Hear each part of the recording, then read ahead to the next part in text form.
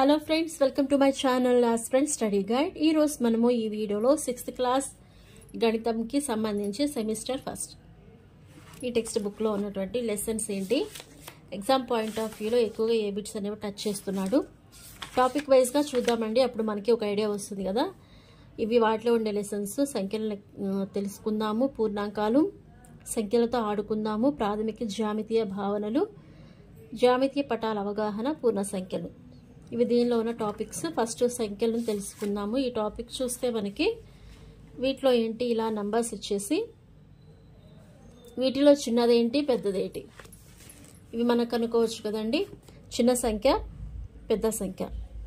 అలానే ఇలా నంబర్స్ అనేవి ఆర్డర్లో కొన్ని అంటే ఒకటి పెద్దది ఒకటి చిన్నది ఇలా ఇస్తూ ఉన్నారు. వాటిలో మనము పెద్ద సంఖ్య ఏంటి చిన్న సంఖ్య ఏంటి అనేది కనుక్కోవచ్చు. ఇంకా చూస్తే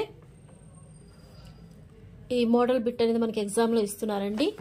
అంకెలను పునరావృతం కాకుండా ఉపయోగించి అతిపెద్ద మరియు అతి చిన్న 4 అంకెల సంఖ్యలు తయారు చేయండి. ఇలా ఆప్షన్స్లో ఇస్తున్నారు. ఈ 4 అంకెలను ఉపయోగించి అతి పెద్దది మరియు అతి చిన్న సంఖ్య రాయడం. మనకి ఎగ్జామ్ పాయింట్ ఆఫ్ వ్యూ ఎలా అడుగుతాడు, అతి పెద్ద సంఖ్య అతి చిన్న సంఖ్య యొక్క తేడా ఎంత, ఈ బిట్ అనేది ఎక్కువగా అడుగుతూ ఉన్నారు. సో ఈ టాపిక్లో ఎక్కువగా అడిగేటువంటి ఇంపార్టెంట్ మోడల్ అది. నెక్స్ట్ ఇంకా చూస్తే ఆరోహణ క్రమము, అవరోహణ క్రమము. ఆరోహణ క్రమం అంటే తెలుసు కదండి, అతి చిన్నదాని నుండి అతి పెద్దది. అవరోహణ అంటే అతి పెద్ద దాని నుండి అతి చిన్నది. ఈ పాయింట్ మీద ఇలా ప్రాబ్లమ్స్ ఇస్తారు. వీటిలో ఆరోహణ క్రమంలో రాయండి, అవరోహణ క్రమంలో రాయండి అంటే మనం ఈజీగానే రాయొచ్చు కదండి. సో ఖచ్చితంగా ఇవి తెలియని వాళ్ళు ఉంటారు అని నేను అనుకోను. ఖచ్చితంగా ప్రతి ఒక్కరికి తెలుస్తుంది ఈ రెండు. నెక్స్ట్ ఇంకేమున్నాయి, ఎక్స్పాండెడ్ ఫామ్. ఒక నంబర్ ఇచ్చేసి దాన్ని విస్తరించి రాయండి. విస్తరించి అంటే ఇది ఇలానే కదండి. ఇక్కడ ఒక నంబర్ ఇచ్చారు, 45,278 ఇచ్చారు. దాన్ని ఎక్స్పాండెడ్ ఫామ్ అంటే 4 × 10,000 + 5 × 1000 + 2 × 100 + 7 × 10 + 8. ఇది ఎక్స్పాండెడ్ ఫామ్. ఈ పాయింట్ బేస్ చేసుకొని ఏదో ఒక నంబర్ ఇస్తారు, దానిని ఎక్స్పాండ్ చేసి రాయండి, లేకపోతే ఎక్స్పాండెడ్ ఫామ్ ఇచ్చేసి దాని నంబర్ రాయండి అని ఇస్తూ ఉంటారు. సో ఇవి కూడా మనం ఒకసారి చూసుకుంటే బాగుంటుంది. 5 అంకెల అతి పెద్ద సంఖ్య. 5 అంకెల అతి పెద్ద సంఖ్య అంటే ఏమవుతుందండి, 99,999 కదండి ఇది.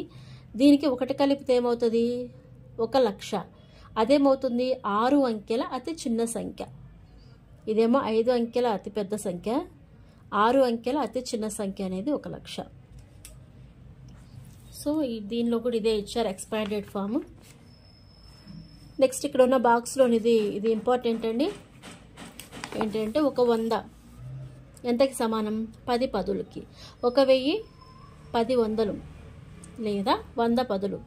1,00,000 100,000 లేదా 1000 వందలు.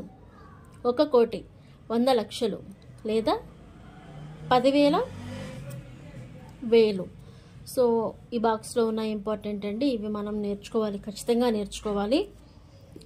ఇచ్చేసి అది ఎంతకి సమానం అంటారు, 100,000 1000 వందలు. నోటెడ్గా మనం నేర్చుకుంటే ఏంటంటే ఎక్కువ టైం తీసుకోకుండా ఎగ్జామ్లో ఈజీగా మనం ఆన్సర్ అనేది కనుక్కోవచ్చు. తెలుస్తుంది కదండి. 8 అంకెల అతి చిన్న సంఖ్య. 8 అంకెల అతి చిన్న సంఖ్య ఎంతండి, 1,00,000. ఇలా గుర్తుపెట్టుకోండి, 8 అంకెల అతి చిన్న సంఖ్య 1,00,000. అలానే 7 అంకెల అతి చిన్న సంఖ్య 10 లక్షలు. 7 అంకెల అతి చిన్న సంఖ్య 10 లక్షలు. 8 అంకెల అతి చిన్న సంఖ్య 1,00,000. ఇవి అలానే ఈ బాక్స్లో ఉన్నాయి. సో చాలా ఇంపార్టెంట్, ఇవి చూసుకోండి.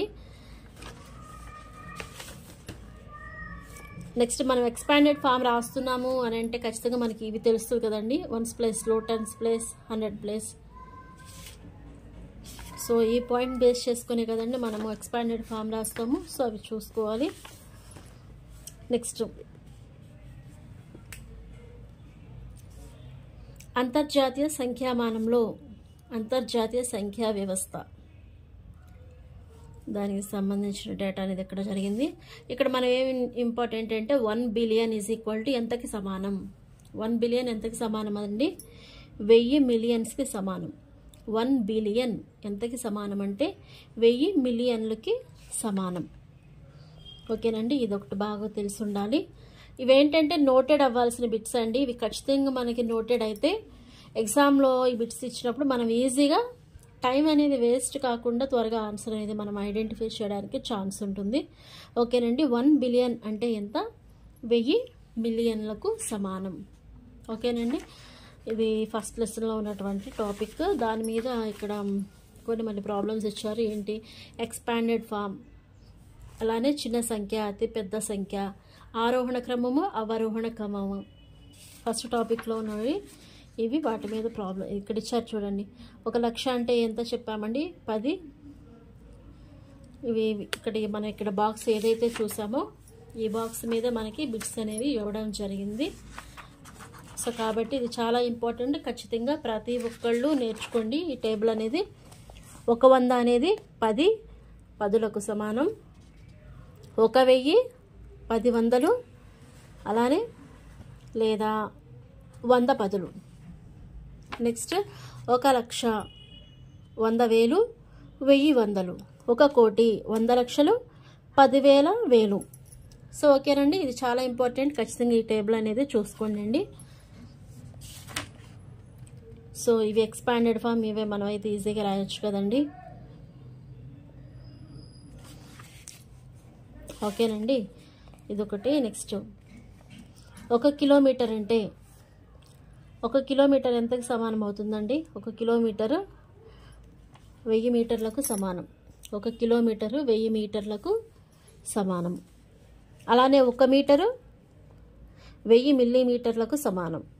1 కిలోమీటర్ ఈజ్ ఈక్వల్ టు 1000 మీటర్లు. 1 మీటర్ ఈజ్ ఈక్వల్ టు 1000 మిల్లీమీటర్లు. ఇవన్నీ కూడా తెలిసి ఉండాలి. 1 లీటరు అంటే 1000 మిల్లీ లీటర్స్. 1 గ్రాము అంటే 1000 మిల్లీగ్రామ్స్. మరి ఇవి ఇంత చిన్న చిన్నవి కూడా రాని వాళ్ళు ఉంటారా అంటే చదువుకోవడం తప్పేం కాదు కదండి. ప్రతి పాయింట్ అనేది చూసుకోవడం చాలా ఇంపార్టెంట్. సో కాబట్టి ఏ చిన్న బిట్ కూడా వదిలిపెట్టకుండా ప్రతి బిట్ అనేది చెక్ చేసుకోండి. ఏంటంటే 1 kilometre is equal to 1000 metres. 1 metre is equal to 1000 millimetres. 1 gram 1000 milligrams. 1 litre 1000 millilitres. అలానే 1 గ్రాము 1000 మిల్లీగ్రామ్స్. ఇవి ఈ పాయింట్స్ ఎలా చూసుకోండి. 1 metre is equal to 100 centimetres. 1 metre is equal to 100 centimetres. ఈ మెజర్మెంట్స్ మీద ఉపయోగించి ఎగ్జామ్లో ఏదైనా ప్రాబ్లం అనేది ఇవ్వడం జరుగుతుంది. ఇన్ని లీటర్లని, లేకపోతే ఇన్ని మిల్లీమీటర్స్, ఇన్ని మీటర్లు అని ఏదో ఒకటి జస్ట్ ప్రాబ్లం అనేది ఇవ్వడానికి ఛాన్స్ ఉంటుంది. 1 కిలోగ్రాముకి ఎన్ని మిల్లీగ్రామ్స్, లేదా ఒక పెట్టెలో 20 మిల్లీగ్రాములు బరువున్న 2 లక్షల ఔషధ మాత్రలు ఉన్నాయి. బాక్స్లోని అన్ని మాత్రల యొక్క మొత్తం బరువు గ్రాములు మరియు కిలోగ్రాముల్లో ఎంత? ఇట్లా మనకి మెజర్మెంట్స్ అనేవి తెలిస్తే వీటి మీద ఏ ప్రాబ్లం వచ్చినా కానీ మనం ఈజీగా చేయడానికి అవకాశం ఉంటుంది. కాబట్టి సో ఈ మెజర్మెంట్స్ అనేవి ఖచ్చితంగా నోటెడ్గా నేర్చుకోండి. నెక్స్ట్ చూద్దాము.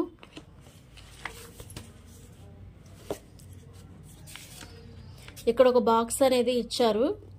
ఇక్కడ ఏంటి రకాలు వస్తువులు, వాటికి సంబంధించిన కాస్ట్ అనేది ఇవ్వడం జరిగింది. గత సంవత్సరంలో వాటి యొక్క ధరలు ఇవన్నీ, దాని మీద వీటివే బేస్ చేసుకొని ఇక్కడ ప్రాబ్లమ్స్ ఇచ్చారు. సో ఇలా అయితే మనకి ఎగ్జామ్లో అయితే ఇవ్వరు. ప్రజెంట్ అయితే మనంతా ఆబ్జెక్టివ్ టైపే కాబట్టి అదేం అవసరం లేదు. జస్ట్ ఇక్కడ ఏంటంటే 1991లో సుందర్ నగర్ జనాభా ఇంత ఉన్నారు. 2001 సంవత్సరంలో ఇది 72,958కి పెరిగినట్లుగా కనుగొనబడింది. 2001 నగర జనాభా ఎంత అంటే 1991లో ఉన్న జనాభా వీళ్ళు 2001కి ఎంతమంది అయ్యారు అంటే 2001కి ఎంత జనాభా పెరిగారు అనేది ఇక్కడ క్వశ్చన్ అండి. అంటే ఇచ్చినవి 2 వాల్యూస్ మనం ఎడిషన్ చేసుకోవడమే కదండి. సో ఇది కనుక్కోవచ్చు. ఇట్లాంటి ప్రాబ్లమ్స్ వచ్చినా మనం ఈజీగా చేయొచ్చు. నెక్స్ట్ ఒక రాష్ట్రంలో 2002-2003 సంవత్సరంలో విక్రయించిన సైకిళ్ల సంఖ్య, నెక్స్ట్ సంవత్సరాల్లో విక్రయించిన సైకిళ్ల సంఖ్య, ఎక్కువ సైకిళ్ళు ఏ సంవత్సరంలో విక్రయించారు, ఇలాంటి బిట్స్ అంటే చేయొచ్చు కదండి ఈజీగానే మనము. నెక్స్ట్ చూస్తే పట్టణ వార్తాపత్రిక ప్రతిరోజు ఒక కాపీలో 12 పేజీలు ఉంటాయి. ఇన్ని ప్రచురించబడుతుంది. ఒక కాపీలో 12 పేజీలు ఉంటాయి. ప్రతిరోజు 11,980 కాపీలు ముద్రించబడుతున్నాయి. సో ప్రతిరోజు మొత్తం ఎన్ని పేజీలు ప్రింట్ అవుతున్నాయి అంటే ఒక కాపీలో 12 పేజీలు ఉన్నాయి కాబట్టి ఇవన్నీ కాపీల సంఖ్య.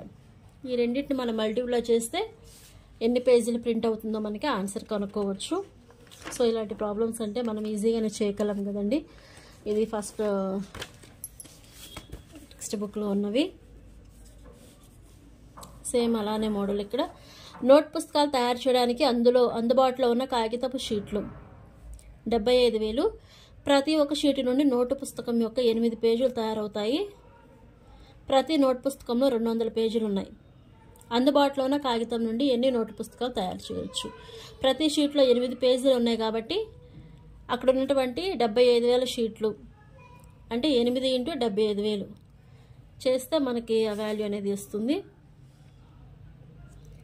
దానికి సంబంధించిన అభ్యాసం ఇక్కడ ఇచ్చారు. సో ఇది ఫస్ట్ లెసన్ మీదండి. ఇవన్నీ ఇక్కడ కీర్తి బుక్ స్టోర్ జూన్ మొదటి వారంలో ఇంత విలువైన పుస్తకాలను మరియు నెల రెండవ వారంలో 4,768,000 విలువైన పుస్తకాలను విక్రయించారు. 2 వారాలు కలిసి ఎంత అమ్మకం జరిగింది? ఏ వారంలో అమ్మకాలు ఎక్కువగా ఉన్నాయి? ఇది జూన్ మొదటి వారం,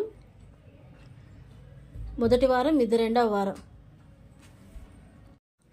ఇక్కడ చూస్తే ఇది జూన్ మొదటి వారంలో, ఇక్కడ రెండవ వారం. 2 వారాలు కలిపి అన్నారు కాబట్టి 2 వాల్యూస్ ఎడిషన్ చేస్తాము. ఏ వారంలో ఎక్కువ ఉన్నాయంటే ఈ రెండిట్లో ఏది ఎక్కువ చూస్తే అదే కదండి ఆన్సరు.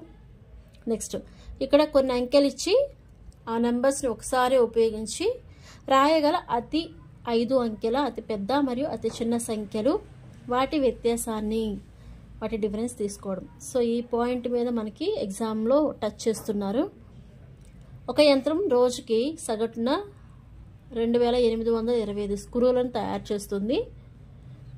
2006 జనవరి నెలలో ఇది ఎన్ని స్క్రూలను ఉత్పత్తి చేస్తుంది? రోజుకి ఇన్ని అని అంటే జనవరి మంత్లో ఎన్ని రోజులు ఉంటాయి? 31 డేస్ ఉంటాయి కదండి. సో 31 ఇంటూ ఇది వేస్తే ఆ నెలకి సరిపోయేటువంటి స్క్రూలు అనేది వస్తుంది. సో ఇవి ఈజీగానే ఉంటాయి కాబట్టి ఈ పాయింట్ ఆఫ్ వ్యూలో మనము బిట్స్ ఇచ్చినా ఈజీగా చేయగలము. ఓకేనండి. ఒక పాత్రలో 4 లీటర్ల 500 మిల్లీలీటర్ల పెరుగు ఉంది. ఒక్కొక్కటి 25 మిల్లీలీటర్ల సామర్థ్యం కలిగిన ఎన్ని గ్లాసుల్లో దీనిని నింపవచ్చు? ఈ ఇచ్చిన వాల్యూ మొత్తాన్ని మిల్లీలీటర్స్లోకి చేంజ్ చేసుకుంటే బై 25 వేస్తే ఎన్ని గ్లాసులో నింపవచ్చు అనేది వాల్యూ వస్తుంది. ఓకేనండి. ఇక్కడ 4 లీటర్లు అంటే 1 లీటర్ అంటే ఎన్ని మిల్లీలీటర్స్ అండి? 1000 మిల్లీలీటర్స్ కదా. సో 1000 మిల్లీలీటర్స్కి ఎక్స్ట్రా మళ్ళీ ఇంకెంత ఉంది? 500 మిల్లీలీటర్స్ ఉంది. అంటే 1500 మిల్లీలీటర్స్. దీన్ని ఒక్కొక్కటి 25 మిల్లీలీటర్ సామర్థ్యం కలిగిన అంటే 25తో మనం కనుక డివైడ్ చేస్తే వచ్చేటువంటి వాల్యూనే అన్ని గ్లాసులు అవుతాయి. సో ఈ విధంగా మన ప్రాబ్లమ్ని సాల్వ్ చేయొచ్చు. ఓకేనండి. నెక్స్ట్ చూద్దాము. నెక్స్ట్ టాపిక్ పూర్ణాంకాలు. వీటిలో మనకి అడగడానికి అవకాశం ఉన్నటువంటి బిట్స్ ఏంటి అని అంటే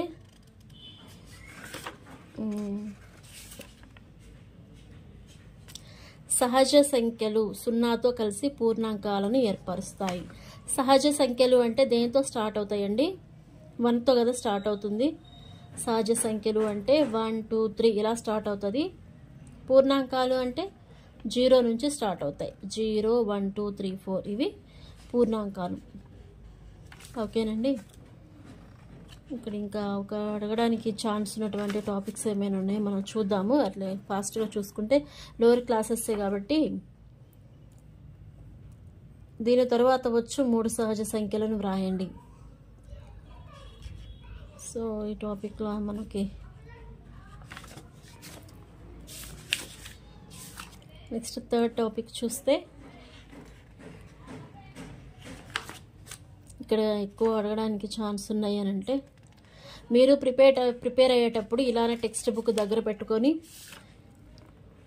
జస్ట్ చూసుకోండి. ప్రతిదీ ఎక్కడ మనకి ఎగ్జామ్లో అడగడానికి అవకాశం ఉంది.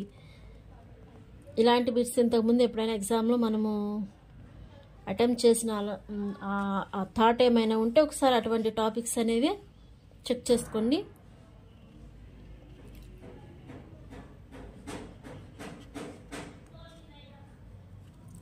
ప్రతి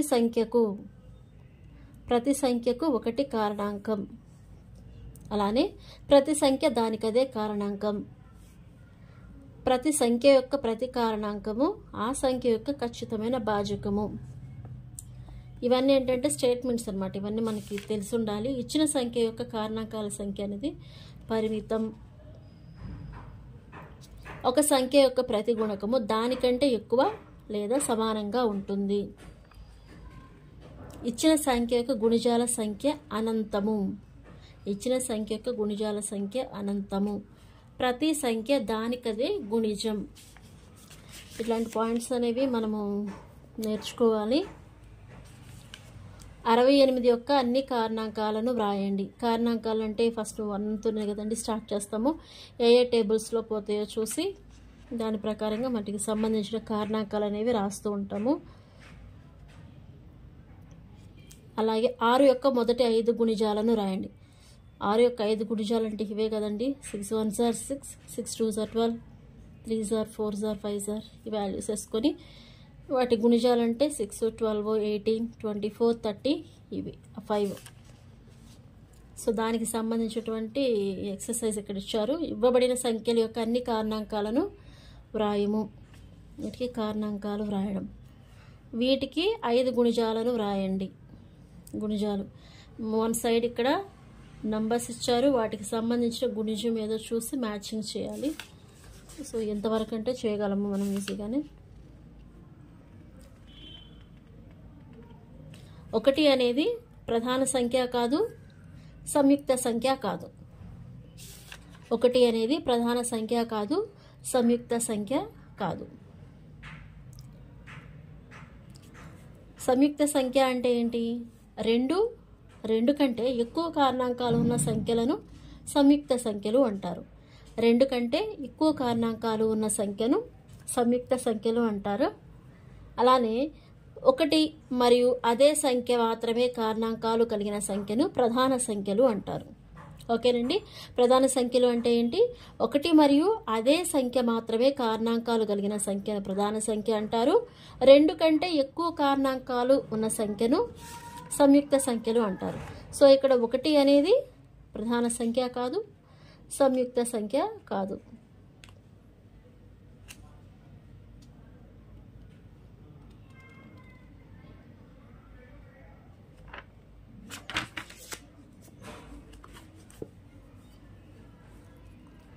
గ్రీకు గణిత శాస్త్రజ్ఞుడు ఎరటోస్తనీస్, ఈయన మనకి ఇలా జాబితానిచ్చి 1 నుంచి 100 వరకు ఉన్నటువంటి సంఖ్యల జాబితాను ఇలా కనుక్కోవడం జరిగింది. సరి సంఖ్యలు అంటే తెలుసు కదండి. సరి సంఖ్యలు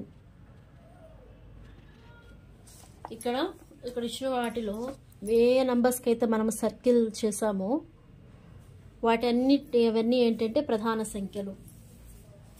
ఏవే నంబర్స్కి సర్కిల్ చేసామండి?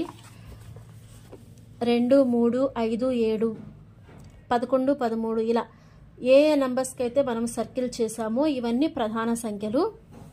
అయితే మనకి ఎగ్జామ్లో అడగడానికి ఛాన్స్ ఏంటంటే 15 కంటే తక్కువగా ఉన్న ప్రధాన సంఖ్యలు రాయండి అన్నారనుకోండి. ఏంటండి? 15 కంటే తక్కువగా ఉన్న ప్రధాన సంఖ్యలు. 15 కంటే తక్కువ అంటే ఇవే కదండి. 2 3 5 7 11 13 ఇవి ఇలా అడగొచ్చు. లేదా 15 కంటే తక్కువగా ఉన్న ప్రధాన సంఖ్యల మొత్తము అన్నప్పుడు ఏం చేయాలి? ఆ ప్రధాన సంఖ్యలు ఏంటో తెలిస్తే వాటిని ఎడిషన్ చేస్తే సరిపోతుంది కదా. 2 3 5 7 11 13 2 + 3 3 + 4 5 5 + 7 7 + 11 11 + 13. సో ఈ వాల్యూస్ని ఎడిషన్ చేస్తే వచ్చే ఫైనల్ వాల్యూ అనేది అది ఆన్సర్ అవుతుంది. సో కాబట్టి ఇక్కడ 1 నుంచి 100 వరకు ఉండేటువంటి ప్రధాన సంఖ్యలు ఇవి. ఎన్ని ఉన్నాయి ఒకసారి కౌంట్ చేద్దామండి. 1 నుంచి 100 వరకు ఉండే ప్రధాన సంఖ్యలు 1 2 3 4 5 6 7 8 9 10 11 12 13 14 15 16 17 18 19 20 21 22 23 24 25.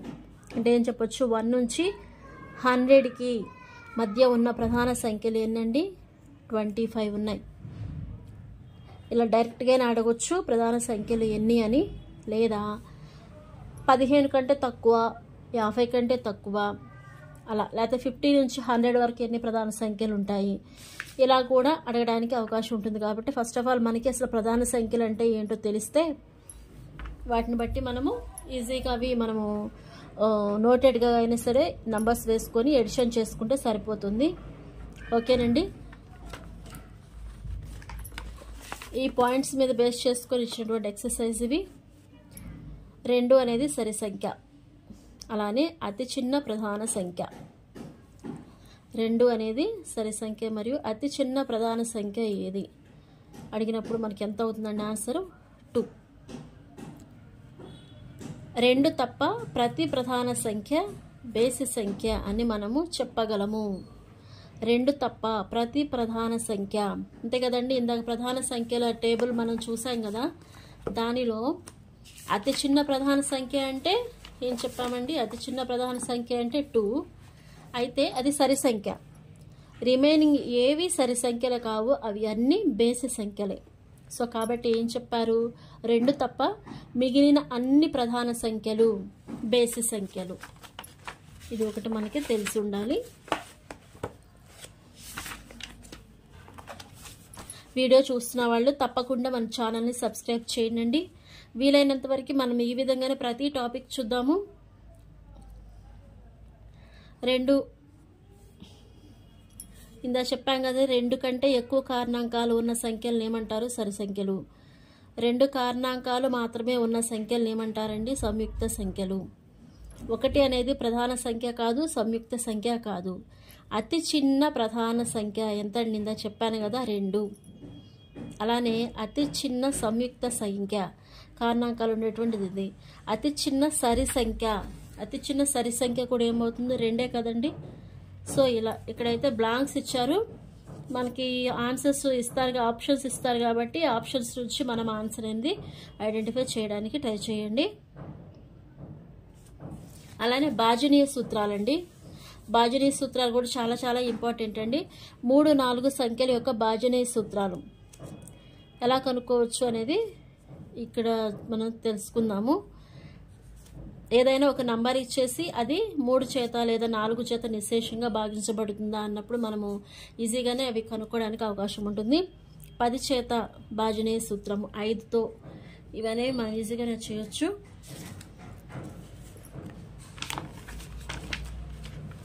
అలానే 2 భాజనీయ సూత్రము అంటే ఆ అంకెలోని 1ల స్థానంలో 2కు సంబంధించినటువంటి ఏ గుణిజం ఉన్నా కూడా మనము అదే 2 యొక్క భాజనీయ సూత్రం అవుతుంది కదండి. చూడండి ఇక్కడ ఎగ్జాంపుల్స్ ఇచ్చారు కొన్ని. ఈ నంబర్ తీసుకున్నాం అనుకోండి, అవి ఖచ్చితంగా 2 చేత భాగింపబడవు. ఎందుకంటే ఆ సంఖ్య యొక్క 1 స్థానంలో 2 కానీ 4 కానీ 6 కానీ 8 కానీ అంకెలు లేవు. అంటే ఏంటి, ఇవి ఉండాలి. ఇచ్చిన అంకెలోని చివరి సంఖ్య అంటే 1ల స్థానంలో 0 2 4 6 8 అంకెలు మాత్రమే 1ల స్థానంలో ఉంటే అవి ఖచ్చితంగా 2 చేత భాగించబడతాయి. ఓకేనండి. ఒక సంఖ్య దాని స్థానంలో 0 2 4 6 8 అంకెలు కలిగి ఉంటే అవి ఖచ్చితంగా 2 చేత భాగించబడుతుంది. అలానే 3 యొక్క భాజనీయ సూత్రం ఏంటి, అంకెల మొత్తము 3 యొక్క గుణిజం అయితే ఆ సంఖ్య 3 చే భాగించబడుతుంది. అంకెల మొత్తము అంటే ఫర్ ఎగ్జాంపుల్ ఈ నంబర్ ఇచ్చారనుకోండి, ఇవి 3 చేత భాగించబడతాయా అంటే ఎలా చెప్పొచ్చు, ఈ రెండింటిని మనం ఎడిషన్ చేయాలి. 2 + 5 7 ఎడిషన్ అవుతుందండి, అవ్వదు. అలానే 3 + 7 10 అవ్వదు. 2 + 6 8 అవ్వదు. అంటే మనము యాడ్ చేసినప్పుడు వచ్చిన వాల్యూ అనేది 3 చేత భాగించబడితే అది ఖచ్చితంగా 3 చే భాగించబడుతుంది. ఇక్కడేమిచ్చారు నంబర్స్ 2 + 5 7, 3 + 10, 2 + 6 + 0 8. ఇవి 3తో భాగించబడవు. ఇదే కదండి మనం చెప్పుకున్నాము. సో కాబట్టి 3 చేత భాగించబడాలి అంటే ఏంటి? ఇచ్చిన అంకెలో అన్ని సంఖ్యలు మనము కూడినప్పుడు ఆ అంకెల మొత్తము 3 యొక్క గుణిజం అయితే ఆ సంఖ్య 3 చే భాగించబడుతుంది. ఓకేనండి. నెక్స్ట్ 4 చేత భాగించబడాలి అని అంటే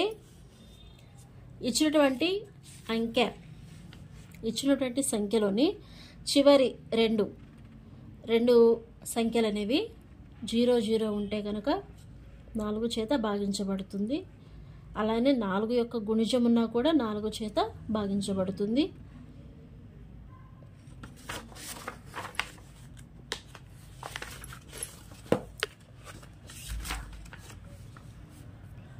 ఇక్కడ ఏమని ఇచ్చారు? 3 లేదా అంతకంటే ఎక్కువ అంకెలు ఉన్న సంఖ్యలో చివరి 2 అంకెలతో అనగా 1 మరియు 10 స్థానంలో ఏర్పడే సంఖ్య 4 చే భాగించబడితే ఆ సంఖ్య 4 చే భాగించబడుతుంది. ఇచ్చినటువంటి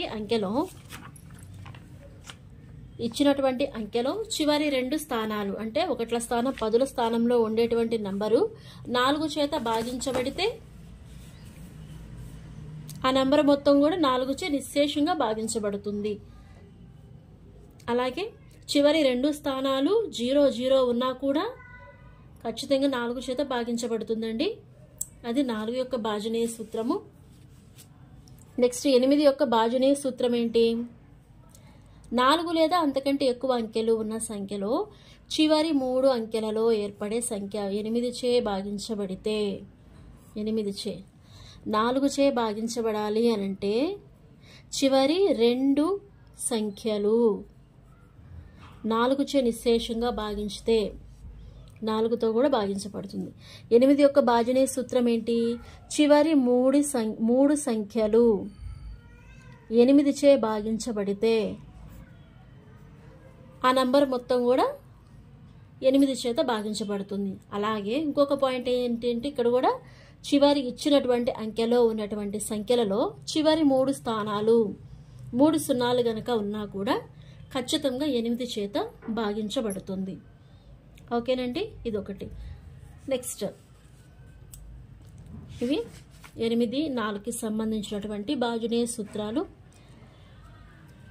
9 యొక్క భాజనీయ సూత్రం ఏంటి? ఒక సంఖ్య యొక్క అంకెల మొత్తము 9 చే భాగించబడితే ఇదే సూత్రము ఇంకొక నంబర్కి కూడా ఉంది. ఏంటంటే అది 3కి 9 యొక్క భాజనీయ సూత్రాలు ఏంటి? ఇచ్చినటువంటి సంఖ్యలోని అంకెల మొత్తము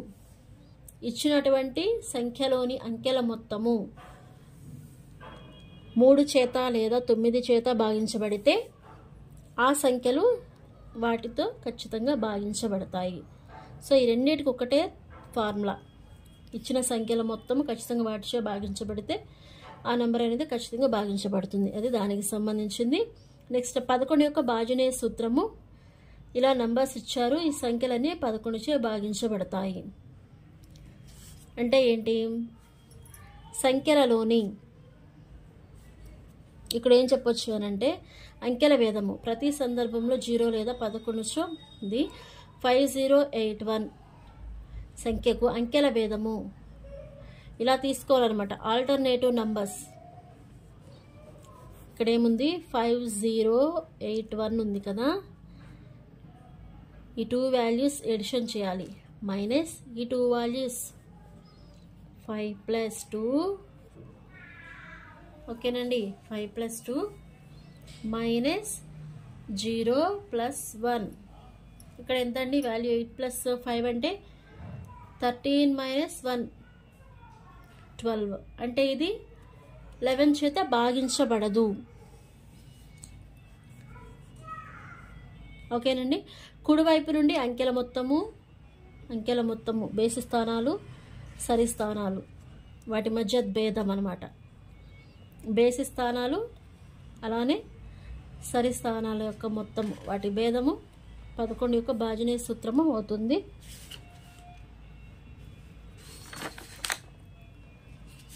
ఈ పాయింట్స్ మీద మనకి బిట్స్ ఇవ్వడం జరుగుతుంది కదండి. చూడండి ఇక్కడ చూద్దాము.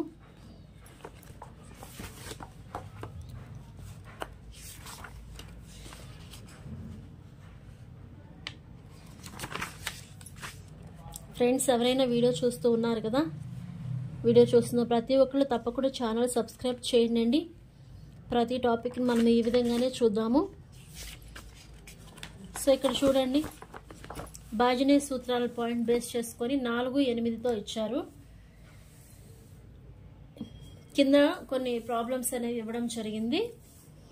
మనము వీటిలో ఆన్సర్ అనేది కనుక్కోవాలి. 4 చేత భాగించబడాలి అంటే ఏం చెప్పానండి, చివరి 2 అంకెలు 4 చే భాగించబడితే, ఇక్కడ చివరి 3 సంఖ్యలు 4 చే భాగించబడితే అది 4 యొక్క బాజనీయ సూత్రం.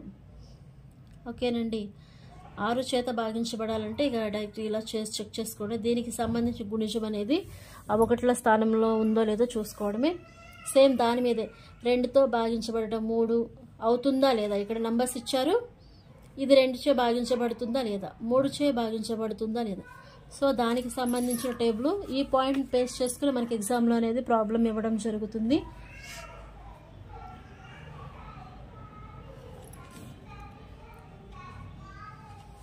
ఓకేనండి. ఇక్కడ 11 యొక్క బాజనీయ సూత్రం ఏంటి అండి, కుడి స్థానాలలోని అంకెల మొత్తము మైనస్, కుడి స్థానాలు కాదండి, సరి స్థానాలలోని అంకెల మొత్తము మైనస్ బేసి స్థానాల్లోని అంకెల మొత్తము.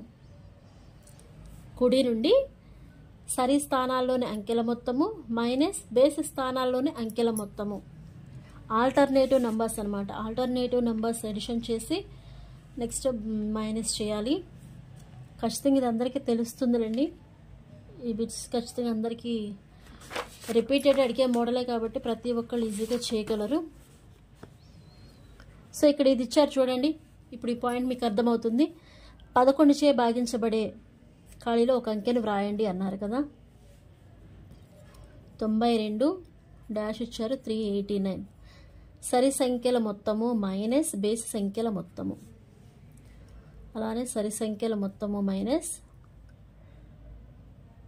బేసి సంఖ్యల మొత్తము. సో ఇక్కడ లేదు కాబట్టి ఇది అలా వదిలేద్దాము. చూడండి ఇక్కడ తీసుకుంటే 9 ప్లస్ x తెలీదు, మైనస్ 2 ప్లస్ 3.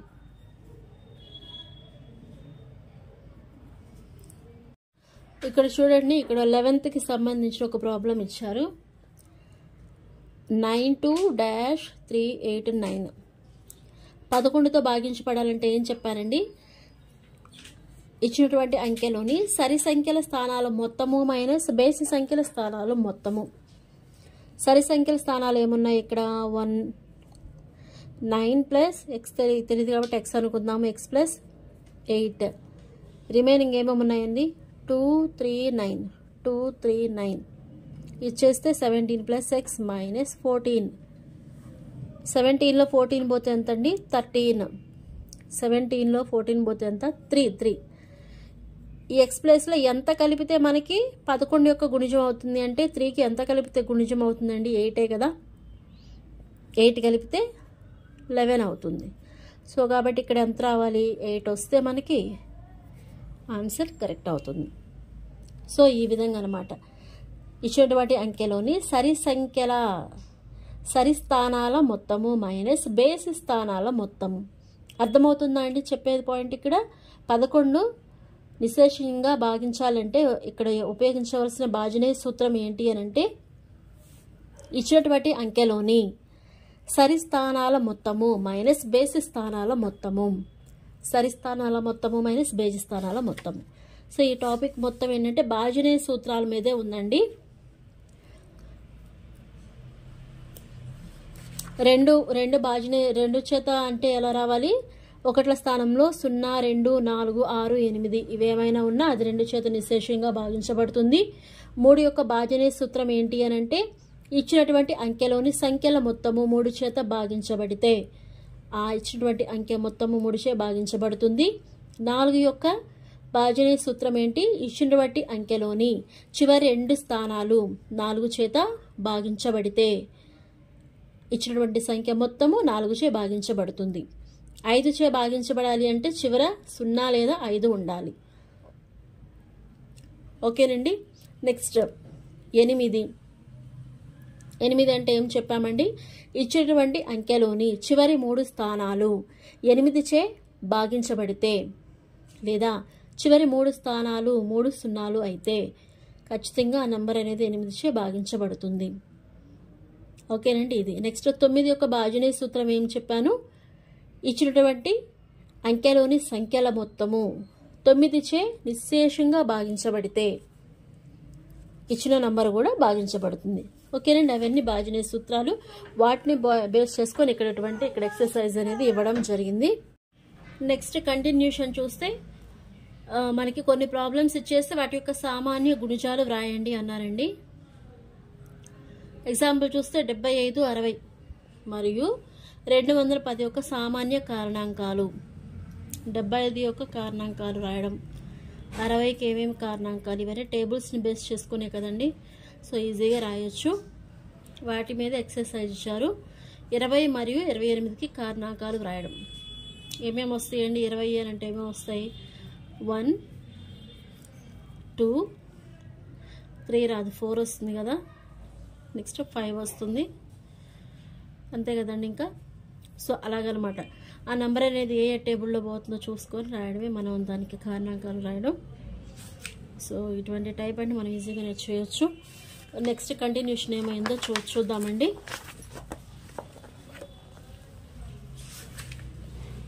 కారణాంకాలు వ్రాయడం అనేది చూద్దాము కంటిన్యూగా. 9 యొక్క కారణాంక జత. 9 యొక్క కారణాంకాల జత 3 × 3. 90కి ఎలా రాశారో చూడండి. 10 × 9. మళ్ళీ 9కి ఎలా రాయొచ్చు అండి? 3 × 3. ఈ 10కి ఎలా రాయొచ్చు? 2 × 5.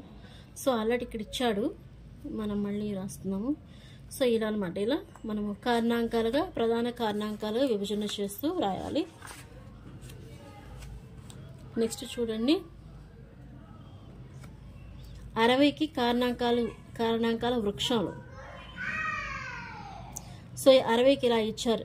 6 10s అలానే 6కి మరలా 5కి ఇక్కడ క్వశ్చన్ మార్క్ ఇచ్చారు. ఇక్కడ ఏమొస్తుంది నంబర్ అనేది? 2 3s కదండి 6. ఇక్కడ 5 ఇచ్చారు, ఇక్కడ ఏమంతా వస్తుంది? 5 2s కదా 10. సో ఇవే ఇక్కడ రావాల్సిన ఆన్సర్స్. సేమ్ ఇదే మోడల్లో ఇక్కడ 60 ఇచ్చారు, ఇదొక మోడల్, ఇదొక మోడల్. 30 ఇచ్చారు. 30 × 2 కదండి. 30 × 2 అనేది 60 అవుతుంది. అలానే ఇక్కడ 30 రావాలంటే 10 × 3 వస్తే 30 అవుతుంది. అలానే ఇక్కడ 10 ఉంది, దీనికి సంబంధించిన కారణాంకాలు ఏమవుతాయండి? 5 2s లేదా 2 5s. సో ఈ విధంగా ఆన్సర్స్ అనేవి ఇక్కడ టెక్స్ట్ బుక్లో ఇచ్చినటువంటి ఎక్సర్సైజ్ బేస్ చేసుకొని మనం చేస్తున్నామండి. ఓకేనండి. సో వీటికి సంబంధించి ఇవన్నీ కూడా నార్మల్వే. అతిపెద్ద 4 అంకెల సంఖ్య చూసి దానికి ప్రధాన కారణాంకాల పరంగా వ్యక్తీకరించండి. రావాలంటే మనకి అతిపెద్ద 4 అంకెల సంఖ్య తెలియాలి. అతిపెద్ద 4 అంకెల సంఖ్య అంటే 9999 కదండి. అతిపెద్ద 5 అంకెల సంఖ్య అంటే ఎంత అవుతుందంటే 99,999 ఇదే కదండి. సో వీటికి ప్రధాన కారణాంకాల పరంగా వ్యక్తీకరించమంటున్నారు. సో వాటిని తీసుకోవాలి.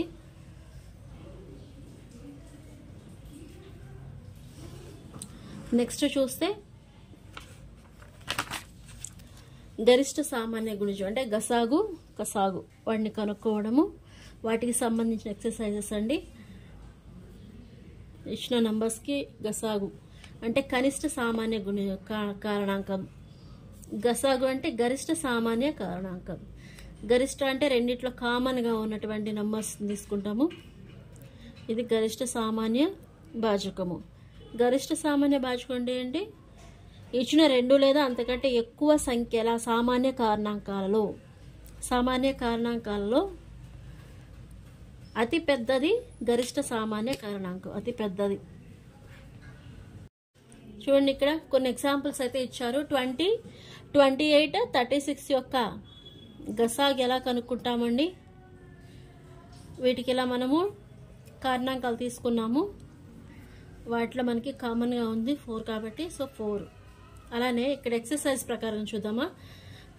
18, 48 చూద్దాము. 18కి ఏమేమి కారణాలు వస్తాయి?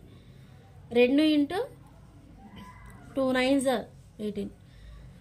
అలానే ఈ 3ని ఎలా రాసుకోవచ్చు? 3 × 3గా రాసుకోవచ్చు కదండి. నెక్స్ట్ 48. 48కి ఏమేమి రాయొచ్చండి? 2 × 24. మరలా ఈ 2 × 2 ఎలా రాయొచ్చు? 12 టైమ్స్. నెక్స్ట్ మరలా 2 × 2 × 2 × 6. ఇంకా దీన్ని రాసుకోవచ్చు కదా, ఎక్స్పాండ్ చేయొచ్చు కదండి. 2 × 2 × 2. మరలా దీన్ని రాయొచ్చు 2 3s. సో కాబట్టి ఇక్కడ ఎంత ఉంది? 2 3 3 ఉంది. ఇక్కడ 2 2 2 2 3. ఇక్కడ కామన్గా ఉంది, ఇక్కడ 2 ఉంది, ఇక్కడ 2 ఉంది, ఇక్కడ 3 ఉంది, ఇక్కడ 3 ఉంది. కాబట్టి ఈ రెండు యొక్క ఈ నంబర్ యొక్క గరిష్ట సామాన్య భాజకం ఎంత అవుతుందండి? 6 అవుతుంది. సో ఈ విధంగా మనము ఇచ్చిన ప్రాబ్లమ్స్కి మనము గసాగ్ అనేది కనుక్కోవాలి. అర్థమైందండి? కామన్గా అనమాట, పైన ఉన్నటువంటి కామన్ నెంబర్స్ అనేది, అంటే ఈజీగా గుర్తుపెట్టుకోవడానికి చెప్తున్నాను నేను కామన్గా. సో ఇక్కడ మనకి 2 ఇక్కడ ఎక్కువ టైమ్స్ ఉంది, బట్ కానీ ఇక్కడ 2 1 టైం, ఇక్కడ 1 టైం తీసుకున్నాము. నెక్స్ట్కి ఇక్కడ ఇంకే 2s లేవు కాబట్టి నెక్స్ట్ ఇక్కడ 3 1 టైము, ఇక్కడ 3 1 టైం ఉంది. సో కాబట్టి 2 3s 6, 2 3s 6. ఆ రెండింటి యొక్క గసాగ్ ఎంత అవుతుంది? 6 అవుతుంది. ఓకేనా ఫ్రెండ్స్ ఎవరైనా వీడియో చూస్తున్నట్లయితే తప్పకుండా వీడియో చూస్తున్న ప్రతి ఒక్కళ్ళు తప్పకుండా ఛానల్ సబ్స్క్రైబ్ చేయండి ప్లీజ్. ఇలానే మీకు ఉపయోగపడే విధంగా ఇక వీడియోస్ అనేవి చేస్తూ ఉంటాము. బిట్స్ అనేవి కూడా మేము షార్ట్ వైజ్గా పెడుతూ ఉన్నాం. ప్రతి ఒక్కళ్ళు ఖచ్చితంగా బిట్స్ అనేవి చూసుకోండి విత్ ఎక్స్ప్లెనేషన్ ఫ్రెండ్స్. సో కాబట్టి ఎవరు మిస్ చేసుకోవద్దు. అలా ఇక్కడ కనిష్ట సామాన్య గుణిజం కసాగ్ ఎలా కనుక్కోవాలి? కసాగ్ ఎలా కనుక్కుంటారండి? సో 12 18 యొక్క కసాగుని కనుక్కోనండి అన్నారు. 12 ఎలా రాసుకున్నాము? 2 × 2 × 3. 18కి 2 × 3 × 3. సో వీటి యొక్క కసాగ్ ఏమవుతుంది? 2 2 3 3. ఇంకేనండి. సో 36. అలానే ఇంకొక లెక్క చూస్తే 24 90 యొక్క కసాగ్ ఎలా కనుక్కుంటామంటే 24కి ఎలా రాసుకోవచ్చండి వాటి కారణాంకాలని? 2 × 2 × 2 × 3. అలానే 90కి 2 × 3 × 3 × 5. అయితే ఇక్కడ ప్రధాన కారణాంకాల విభజనలో ప్రధాన కారణాంకం ఈ 2 అనేది గరిష్టంగా ఎక్కువ టైమ్స్ వచ్చింది. ఎన్నిసార్లు వచ్చింది? 3 సార్లు వచ్చింది. అలానే 90లో 3 అనేది గరిష్టంగా ఎన్నిసార్లు వచ్చింది? 2 సార్లు వచ్చింది. సో కాబట్టి ఇక్కడ ఉన్నటువంటి ఈ 3 టైమ్స్, ఇక్కడ ఉన్నటువంటి ఈ 2 టైమ్స్ ఇంటూ 5 ఇస్తే 360. ఓకేనండి. సో ఇక్కడ ఆల్రెడీ ప్రధాన కారణాంకం 3 అనేది ఇవ్వడం జరిగింది కాబట్టి సో ఇక్కడ ఫైనల్ ఇంకెంత నెంబర్ మిగిలింది? 5 ఇంటూ 5 చేస్తే 360. ఈ విధంగా మనం కసాగ్ అనేది కనుక్కుంటాము. ఇంకొక ప్రాబ్లం కూడా ఇక్కడ ఉంది చూడండి. 40 48 45 ఒక కసాగు. 40కి 2 × 2 × 2 × 5. 48కి 2 × 2 × 2 × 5 2 × 3. 45కి 3 టైమ్స్. సో దీని ప్రకారంగా తీసుకుంటే గరిష్టంగా ఎంత ఉందండి? 4 టైమ్స్. ఈ 3 అనేది 3 టైమ్స్. 2 గరిష్టంగా ఎన్నిసార్లు ఉంది? 4 సార్లు ఉంది. 3 గరిష్టంగా ఎన్నిసార్లు ఉంది? 2 సార్లు ఉంది. 5 అనేది ఒకసారి ఉంది. సో కాబట్టి దీన్ని ఎలా రాసుకోవచ్చు? 2 × 2 × 2 × 2 ఇంటూ 3 × 3 × 5. ఈ వాల్యూ క్యాలిక్యులేట్ చేస్తే మనకి ఆన్సర్ వస్తుందండి. ఈ విధంగా మనము కసాగ్ అనేది కనుక్కోవాలి. గరిష్టంగా ఉన్నటువంటి కారణాంక నంబర్ అనేది ప్రధాన కారణాంకం, గరిష్టంగా ఉండేటువంటి ప్రధాన కారణాంకం. ఓకేనండి. 2 4 4 8 8 16 16 × 3 3 9 × 5. సో దీన్ని కూడా మల్టిప్లై చేస్తే వచ్చేది ఈ నంబర్ల యొక్క కసాగు అవుతుంది. ఓకేనా ఫ్రెండ్స్? చూడండి ఇక్కడ ఇచ్చారు దాని కంటిన్యూషన్ 4 టైమ్స్ తీసుకున్నాం కదా 4 టైమ్స్ ఇక్కడ 2 టైమ్స్ ఇంటూ 5 చేస్తే 720 ఇది 40 45 వాటి యొక్క కసాగు అవుతుంది అర్థమవుతుంది కదండి సో ఇదే వేళ చూడండి ఇక్కడ ఈ బిట్ కూడా ఎస్టీస్కి అలానే చేయొచ్చు కదా 20 25 30 యొక్క కసాగుని కనుక్కోండి అన్నారు కదా 20కి ఎలా రాసుకోవచ్చు అండి 2 × 10 2 × 2 × 5 అలానే 25కి 2 ఇది పోదు కదా సో 5 5s are 25 అలానే 30 2 15s are అలానే 2 × దీని ఎలా రాసుకోవచ్చు అండి 3 × 5 రాసుకోవచ్చు కదా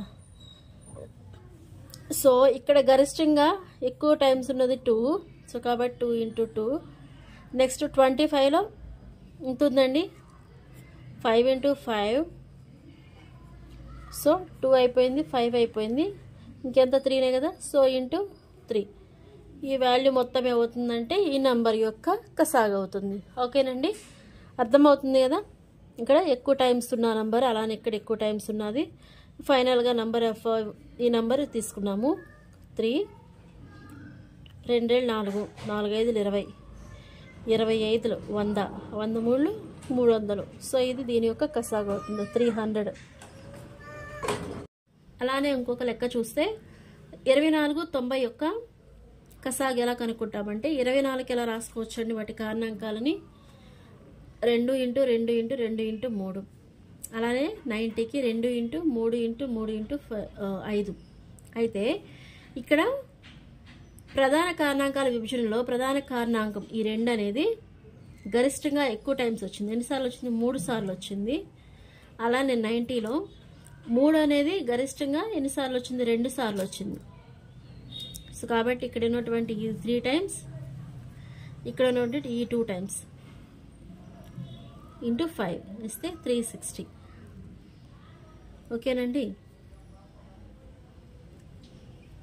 సో ఇక్కడ ఆల్రెడీ ప్రధాన కారణాంకం 3 అనేది ఇవ్వడం జరిగింది కాబట్టి సో ఇక్కడ ఫైనల్ ఇంకెంత నెంబర్ మిగిలింది 5 ఇంటూ 5 చేస్తే 360 ఈ విధంగా మనం కసాగ్ అనేది కనుక్కుంటాము ఇంకొక ప్రాబ్లం కూడా ఇక్కడ ఉంది చూడండి 40 48 45 ఒక కసాగు 40కి 2 × 2 × 2 × 5 48కి 2 × 2 × 2 × 5 2 × 3 45కి 3 టైమ్స్ సో దీని ప్రకారంగా తీసుకుంటే గరిష్టంగా ఎంత ఉందండి 4 టైమ్స్ ఈ 3 అనేది 3 టైమ్స్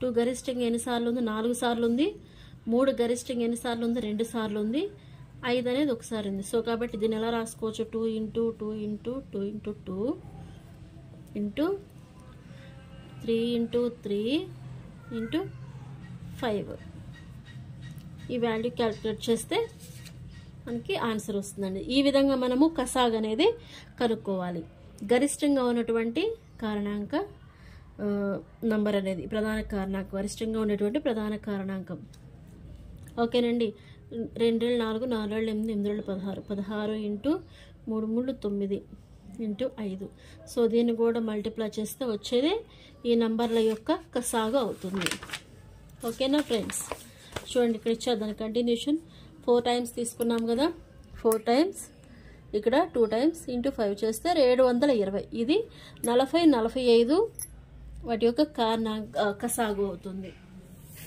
అర్థమవుతుంది కదండి సో ఇదే వేళ చూడండి ఇక్కడ ఈ బిట్ కూడా ఎస్టీస్కి అలానే చేయొచ్చు కదా 20 25 30 యొక్క కసాగుని కనుక్కోండి అన్నారు కదా 20కి ఎలా రాసుకోవచ్చు అండి 2 × 10 2 × 2 × 5 అలానే 25కి 2 ఇది పోదు కదా సో 5 5s are 25 అలానే 30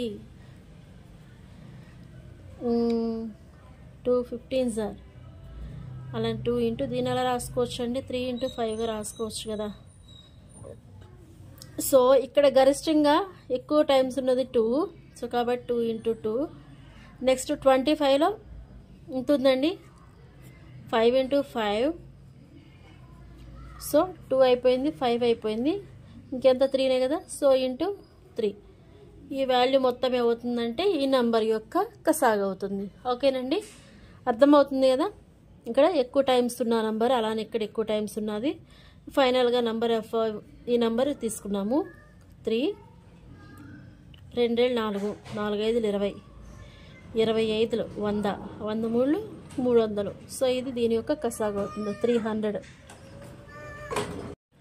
ఇది రేఖాఖండానికి సంబంధించినటువంటి డెఫినేషన్ అండి. సో గుర్తుపెట్టుకోండి, ఇది రేఖాఖండం అంటారు. నెక్స్ట్ చూద్దాము సరళ రేఖ. ఇంకొకటి ఇది రేఖాఖండము. ఏబి అనేది ఒక రేఖాఖండము, ఏసి అనేది ఒక రేఖాఖండము. అలానే సరళ రేఖ. సరళ రేఖని ఏ విధంగా చూపిస్తారంటే దానికి అంత్య బిందువులు అనేవి ఉండవు అనమాట, కంటిన్యూగా ఉంటుంది. సో ఇది సరళ రేఖ.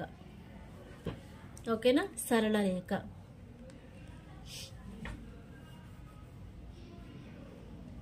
వీటి యొక్క 2 బిందువులు ఒక రేఖను నిర్ధారిస్తాయి. ఇక్కడ వరకు ఉంటే అది రేఖాఖండము, ఇది ఇంకా కొనసాగుతూనే ఉంది. సరళ రేఖ అనగా ఏబి యొక్క రేఖాఖండము ఇది. వీటి కంటిన్యూషన్కి వెళ్ళే దీన్ని ఏమంటారంటే ఇక కంటిన్యూగా వెళ్ళేదని సరళ రేఖ అంటారు. ఏమంటారండి, సరళ రేఖ అంటే మిడిల్లో పాయింట్స్ అయితే ఉన్నాయి, ఇంకా కంటిన్యూ అవుతుంది అనమాట, ఇంకా కొనసాగుతూ ఉంటుంది. అంత్యం లేకుండా విస్తరింపబడి ఉండే వీటిని ఏమంటారంటే సరళ రేఖ అంటారు.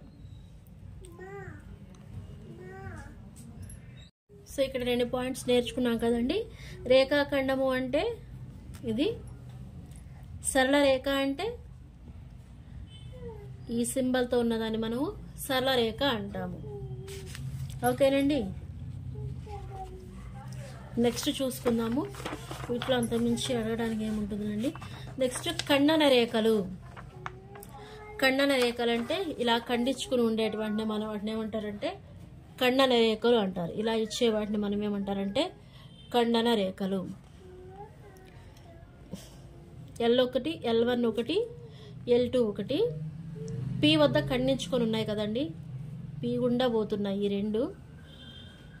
ఈ రెండు సరళ రేఖలు P గుండా పోతున్నాయి.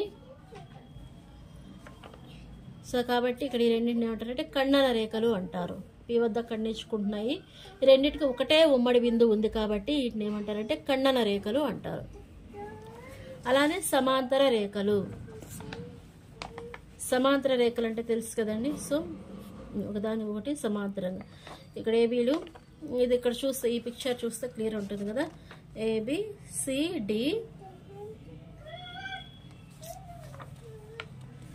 AB అనేది CDకి సమాంతరంగా ఉంటుంది.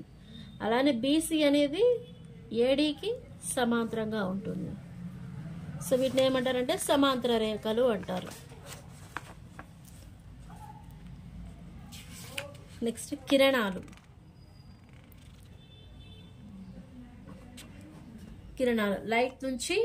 లైట్ హౌస్ నుండి వెలువడే కాంతి పుంజము, సూర్యకిరణాలు, టార్చ్ లైట్ నుండి వెలువడే కాంతి కిరణాలు, వీటన్నిటిని ఏమంటారు కిరణాలు. ఓకేనండి, అంటే ఏంటంటే వాటి డైరెక్షన్ ఎలా ఉంటుంది, కంటిన్యూగా ఉంటుంది. సో ఇలా అన్నమాట, ఏ డైరెక్షన్లో తీసుకున్నా కూడా వన్ సైడ్ మాత్రమే ఇలా ఉంటుంది కాబట్టి వీటిని ఏమంటారు కిరణాలు. సో కిరణాన్ని మనం ఎలా చూపిస్తాము, ఇలా అండి, ఇలా చూపిస్తాము. ఓకేనండి, ఫస్ట్దేమో రేఖాఖండము. ఇది రేఖాఖండము, సరళ రేఖ, సమాంతర రేఖలు, ఖండన బిందువు, కిరణము. ఓకేనండి, ఓకేనా. ఫస్ట్ ఏంటి, రేఖాఖండం, సరళ రేఖ, సమాంతర రేఖలు, ఖండన బిందువు లేదా ఖండన రేఖలు, కిరణము. ఇవి ఈ జామెట్రీలో మనకి ఇంపార్టెంట్ బిట్స్. సో వీటి మీద బేస్ చేసుకుని మనకు క్వశ్చన్ అడుగుతారు. సరళ రేఖలు,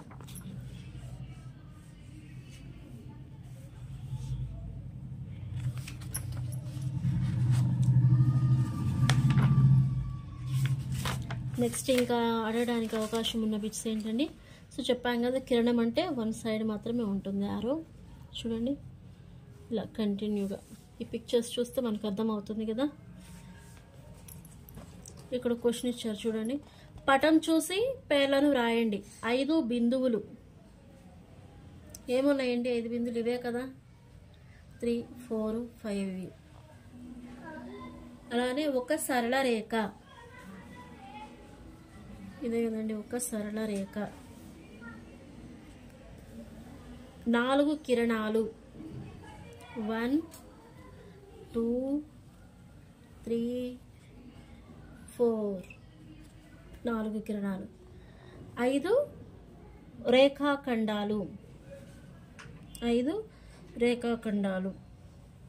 సో ఇవే కదా 5 రేఖాఖండాలు అని అంటే 1, 2, 3, 4, 5. 5 రేఖాఖండాలు. అర్థమవుతుందండి? ఇది 1, 2, 3, 4, 5. ఇవి 5 రేఖాఖండాలు. ఇక్కడ ఈ డాట్ వరకు ఉండేవి 5 రేఖాఖండాలు. సో మనకి ఇవి డెఫినేషన్స్ తెలిస్తే రేఖాఖండం అంటే ఇలా, సరళ రేఖలంటే 2 సైడ్స్ కంటిన్యూ అవుతుంది, సమాంతర రేఖలు, ఖండన రేఖలు, కిరణం. ఇది తెలిస్తే మనము దీని మీద బిట్స్ అనేవి ఈజీగా చేయొచ్చండి. ఫ్రెండ్స్ అర్థమవుతుందా అండి? సో ప్రతి టాపిక్ ఏంటి, లెసన్లో ఉన్నటువంటి చాప్టర్ వైజ్గా కూడా బిట్స్ ఏంటి అనే ఐడియా వస్తుంది. నేను కాన్సెప్ట్ బేస్ చేసుకొని నేను టెక్స్ట్ బుక్ని ఇలా టెక్స్ట్ బుక్లో మీకు చూపిస్తూ ఎక్స్ప్లెయిన్ చేస్తున్నానండి. వీడియో చూస్తున్న ప్రతి ఒక్కరు తప్పకుండా ఛానల్ సబ్స్క్రైబ్ చేయండి. ఓకేనా ఫ్రెండ్స్? ఇవి దీనికి సంబంధించినవి. నెక్స్ట్ 5th చాప్టర్ చూస్తే ప్రాథమిక జ్యామితీయ పటాల అవగాహన. పటాల అవగాహన అంటే పొడవు కానీ, పొడవులు, వెడల్పులు, వాటి మధ్య సంబంధాలు, వాటికి సంబంధించిన అంశాలు అనేవి ఈ టాపిక్లో ఉంటాయి.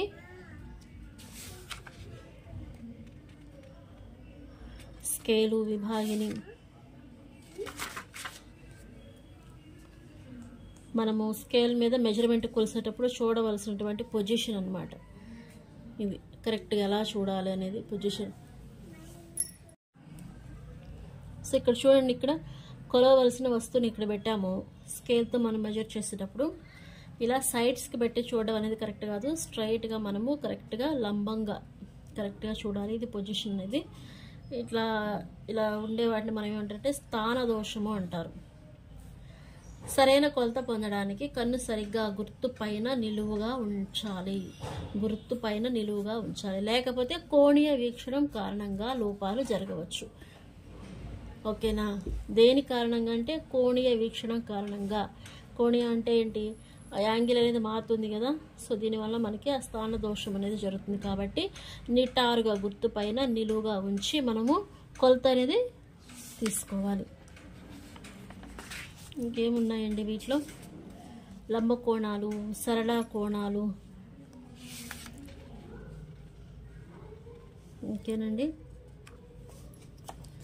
వీటిలో ఉత్తరాభిముఖంగా నిలబడడం, సవ్య దిశ. క్లాక్ని తీసుకుంటాం కదండి, clock wise, anti clock wise అంటే సవ్య దిశ, అపసవ్య దిశ. క్లాక్ వైజ్ డైరెక్షన్ అంటే సవ్య దిశ, యాంటీ క్లాక్ వైజ్ అంటే అపసవ్య దిశ. ఇది ఒకటి గుర్తుపెట్టుకోండి. అలానే డైరెక్షన్స్ కూడా, నార్త్ ఏ సైడ్ ఉంటుంది, నార్త్, సౌత్, ఈస్ట్, వెస్ట్, ఇవి కూడా మనకి ఐడియా ఉండాలి. ఆ డైరెక్షన్ అనేవి మనకి ఐడియా ఉండాలి. అలానే క్లాక్, యాంటీ క్లాక్, ఈ డైరెక్షన్స్ అనేవి మనకు ఐడియా ఉండాలి. వీటి మీద బేస్ చేసుకొని ఉత్తరానికి వ్యతిరేక దిశలో ఉండే దిక్కు ఏంటి, లేకపోతే తూర్పుకి వ్యతిరేక దిశలో ఉండేటువంటి దిక్కు ఏంటి, ఇలా అనేది అడగడం జరుగుతుంది. లేకపోతే అపసవ్య దిశలో లంబకోణం తిరిగితే మనము ఏదైనా ఒక డైరెక్షన్లో నిలబడి, ఫర్ ఎగ్జాంపుల్ ఒక దక్షిణముఖంగా నుంచొని ఉన్నాము, అక్కడ నుండి అపసవ్య దిశలో లంబకోణంలో తిరిగితే మనం ఏ దిశలోకి తిరుగుతాము, ఇలా అనమాట బిట్స్ అనేవి ఇవ్వడం జరుగుతుంది. కాబట్టి మనకి డైరెక్షన్స్ అనేవి తెలిసి ఉండాలి. Clock wise direction, anti clock wise directions కూడా తెలిసి ఉండాలి. నార్త్కి ఆపోజిట్ ఏంటి, ఈస్ట్కి ఆపోజిట్ ఏంటి, ఇవి కూడా తెలిసి ఉండాలి అండి. సరళ కోణం అంటే ఏంటి? ఉత్తరం నుండి దక్షిణానికి తిరుగుట, 2 లంబ కోణాలై ఉంటుంది. ఉత్తరం నుండి దక్షిణం, ఉత్తరం దక్షిణం కదా, సో ఇటు నుంచి ఇటు తిరగడం, లంబ కోణ డైరెక్షన్ తిరుగుతాం కాబట్టి ఇది సరళ రేఖ. ఇది సరళ రేఖ.